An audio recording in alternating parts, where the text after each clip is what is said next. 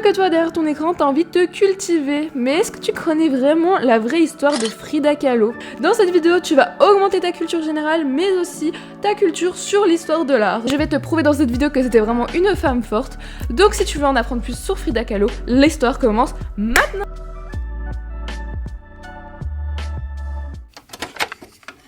Mais qui était vraiment Frida Kahlo? Oui, aujourd'hui nous mettons une artiste à l'honneur. Mais pour mieux comprendre qui elle était, il faut que tu t'imagines un soleil brûlant au-dessus du Mexico. Des rues pleines de vie, de bruit, de chants, de couleurs éclatantes sur les murs. Au fond d'un quartier tranquille, une maison peinte entièrement de bleu, qu'on appelle la Casa Azul.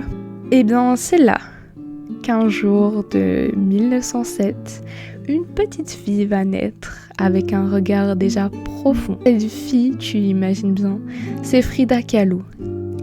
Et même si elle ne le sait pas encore, sa vie entière va devenir une œuvre d'art à elle toute seule.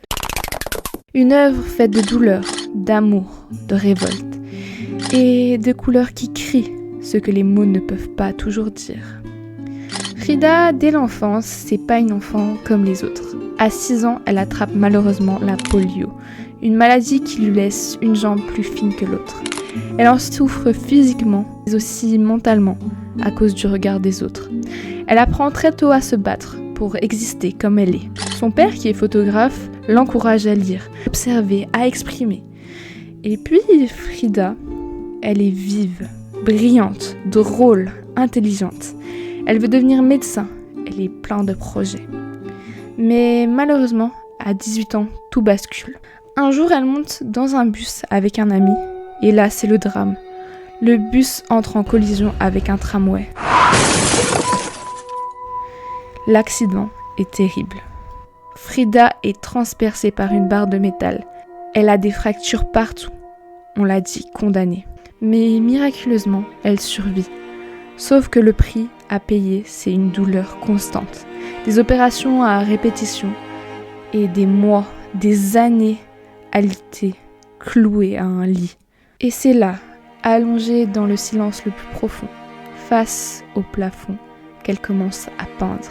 Son père lui offre un miroir fixé au-dessus de son lit et une boîte de peinture. Elle se met à peindre ce qu'elle voit. Et ce qu'elle voit, c'est elle, son cœur meurtri, son visage, son regard, ses cicatrices. Elle peint pour survivre, pour donner un sens à ce qu'elle a enduré. Et très vite, elle développe un style unique, brutal, sincère, même dérangeant parfois, mais terriblement vrai. Frida Kahlo, c'est l'une des artistes qui a le plus peint son propre visage. Pas par narcissisme, mais parce qu'elle dit « Je me peins moi-même parce que je suis celle que je connais le mieux ». Et dans ses autoportraits, elle ne cache rien, ni sa souffrance, ni ses doutes, ni ses émotions. Elle se montre avec des larmes, avec des épines, avec des cœurs ouverts. C'est presque comme si elle ouvrait son corps et son âme à la toile. Mais Frida, c'est pas juste la douleur, c'est aussi une femme de feu, engagée, passionnée, libre. Elle tombe amoureuse d'un peintre célèbre, Diego Rivera. Diego a 20 ans plus qu'elle. Leur histoire d'amour est aussi intense que chaotique. Ils s'aiment, ils se blessent, ils se quittent, ils se retrouvent. Frida est fidèle à elle-même, jamais soumise, toujours flamboyante, même quand son cœur se brise. Elle ne rentre dans aucune case, elle ne peint pas pour plaire, elle peint sa vérité. Elle y met tout, ses origines mexicaines, ses robes traditionnelles, ses souffrances physiques, ses colères politiques, son amour de la nature, ses rêves étranges, ses animaux totems. Elle adore les chiens, les cerfs. Parfois elle se peint avec des ailes, ou en arbre, ou en terre. Elle ne se contente jamais de représenter la réalité. Elle l'invente, elle la réinvente, elle la transforme. Et puis Frida, c'est aussi une femme engagée. Elle rejoint le Parti communiste, elle défend les droits des femmes, elle soutient la lutte sociale, elle refuse que l'on la réduise à la femme de Diego. Elle veut exister en tant qu'artiste, en tant que penseuse, en tant que femme libre. Elle voyage, expose à New York, à Paris, mais souvent le succès arrive plus vite à l'étranger qu'au Mexique. Chez elle, on a du mal à comprendre son art si personnel, si cru, si dérangeant. Malheureusement, sa santé se dégrade. À force d'opérations, de douleurs chroniques, elle perd peu à peu sa mobilité. Un jour, on lui ampute une jambe, et pourtant, elle continue à peindre. Elle peint depuis son lit, elle peint depuis son fauteuil roulant.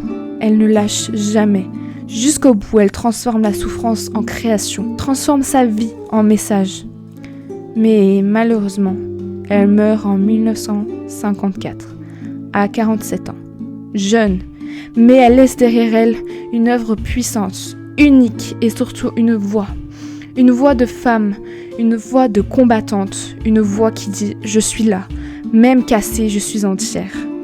Et c'est ça qui est beau, c'est qu'aujourd'hui Frida Kahlo est plus qu'une artiste célèbre, elle est devenue une icône, une source d'inspiration pour toutes les femmes, pour les artistes, pour tous ceux qui traversent des douleurs invincibles. On la retrouve sur des t-shirts, des affiches, des livres, des expos.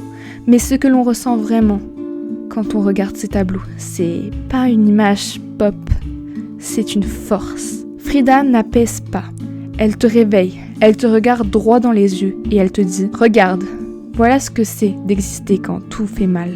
Voilà ce que c'est d'aimer, de perdre, de reconnaître, encore et encore. » Et franchement, dans un monde qui cherche souvent à cacher les failles, les blessures, les doutes, Frida Kahlo, elle les expose et elle en fait de l'art, du vrai, du vivant, du nécessaire. Voilà, j'espère que tu en as appris plus sur Frida Kahlo, qui est vraiment un exemple, une femme forte, une femme qui s'est jamais laissée faire, une femme qui avait ses convictions, qui voulait les partager au monde, qui ne voulait pas se ranger au rang de femme mariée, de femme qui appartient à un homme. Non, c'était une femme libre, une femme qui voulait ses droits, qu'elle méritait comme toutes les autres femmes sur Terre, et qui s'est battue pour les avoir, qui s'est battue même quand tout allait mal. Et j'avoue que son histoire me touche énormément parce que je suis une femme et je sais comment ça a dû être dur dans son époque de se faire respecter en tant que femme, surtout avec son handicap. Mais comme elle a persévéré et tout, genre vraiment ça me touche et c'est vraiment un exemple. Je trouve que ses tableaux sont super beaux et qu'elle s'est jamais laissée faire et ça c'est vraiment ce qui fait sa force. Et même si elle est morte jeune malheureusement, elle a su laisser une trace dans le présent. Et je crois que personne ne l'oubliera et j'espère vraiment que sa mémoire continuera à vivre à tout jamais et que vraiment c'est un exemple pour tous les artistes, hommes, femmes. C'est vraiment un super exemple. J'espère que son histoire t'a touché autant qu'elle m'a touché, qu'elle me touche. Et dis-moi ce que t'en penses de cet artiste, même si tu n'aimes pas forcément son art, peut-être que tu vas apprécier la personne parce que l'art c'est subjectif. Il y a des gens qui aiment, il y a des gens qui aiment pas ce style d'art, mais voilà, tu peux ne pas aimer l'art, mais aimer la personne, tu vois ce que je veux dire? Donc dis-moi ce que tu en as pensé dans les commentaires, n'hésite pas à me donner d'autres noms d'artistes, ou d'artistes tout simplement, que tu veux que j'aborde dans mes vidéos histoire d'artistes. C'est vraiment pour mettre en lumière des artistes, parce que moi c'est mes études d'art, et que moi j'aime vraiment mettre en lumière les artistes tout simplement. Donc n'hésite pas à me donner d'autres noms d'artistes que tu veux que je raconte leur histoire et n'oublie pas de liker, partager, commenter si tu veux m'aider moi et que tu veux m'aider à monter ma chaîne et à t'abonner si ce genre de petite histoire te plaît. Moi je te retrouve dans une autre vidéo. Bye!